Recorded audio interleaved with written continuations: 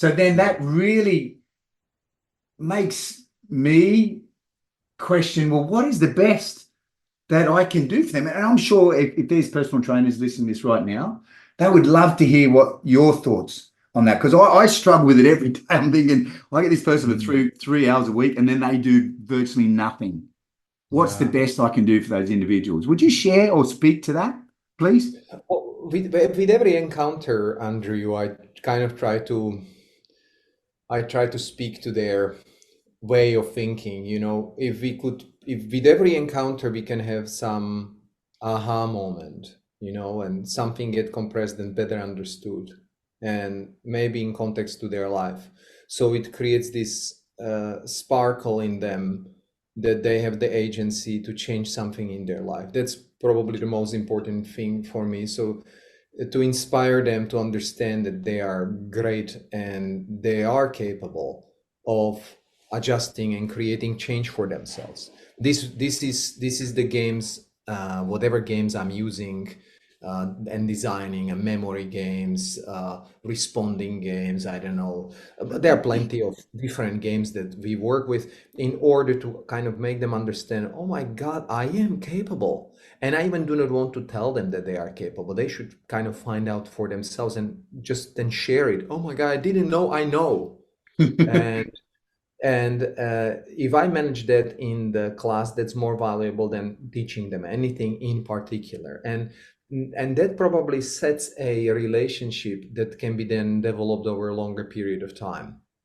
And so if you come once, I'll try to inspire you to love more life and experiment and play with it.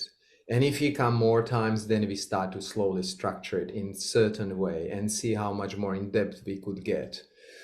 And I commit to my ideas. So as I told you last time, I will create my research center, and then I can be available to you for a longer period of time, not only in time of workshops. It took me some years, but that's okay. Things, they have to come to fruition over a longer period of time, and I slowly have to acquire enough finance and support the project in some way, and support it in such a way, when I'm opening my research center, I will not have to run it for money. I can do it for almost for free, in a sense that I'm not bound with any loans or anything. So I created a space where I could act freely in whatever time length I want.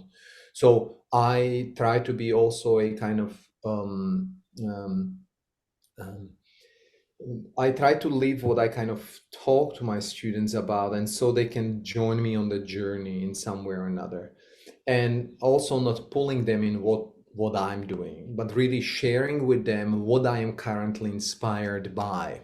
And then their job, and that might be a demanding job energetically and computationally, right? That you kind of need to then decode of that kind of what makes things more interesting to you, decode it and then apply it into your own life. And so that's more important. Movement is not important at all. Like meditation is not important at all. Having range of emotion is not important at all. That all comes as a side effect. You're inspired in life. You are inspired to meet people. You're inspired to create opportunities for yourself. Or you're inspired just to observe how your physiology changes in your life. And we already have done almost everything you need to. And then forms, and with whom you will train, and how you will pay attention to the way you walk in the street and how you eat will come naturally, rather than opposite. If you want to be healthy, eat that. If you want to have range of motion, do these exercises. That never really work. That's just adding something for which they even do not have energy for. But if they are inspired, if they are loving that encounter, then everything becomes suddenly more juicy and more inspiring and more information revealing, because you can see that information there. Otherwise, you're still a dumb and like kind of blind to what is in front of you. So basically every meeting is, can I open you up more to what there is? Can I help you to understand that you can fail many times and there will be always discrepancy between you and the world? That's not a problem. We are constantly just asking questions and receiving the answers, trying to always improve, and there will never be a point from which the improvement would stop. So once you find your body strong and you're on top of the game, you suddenly realize you may get a cancer, or your body is just getting older, you have less energy. So just accept that constant change, and then you will never be really unhappy. But we are dealing with a pandemic, not in health, but in the way of thinking. We are busy having instead of being. We want to have instead of be. I want to be healthy. I want to have health. I want to have wealth. I want to be known. I want to be successful. So you want to have, and having is holding. Holding will toll your body, will toll your mind, is very energetically demanding. It creates so much stress. But just be, and things will evolve. They will appear. And if you do not hold on them, they will stay with you for as long you need them, and they will slowly disappear. You will use your finances in a more intelligent way. You will have a better relations because you are having this right combination of.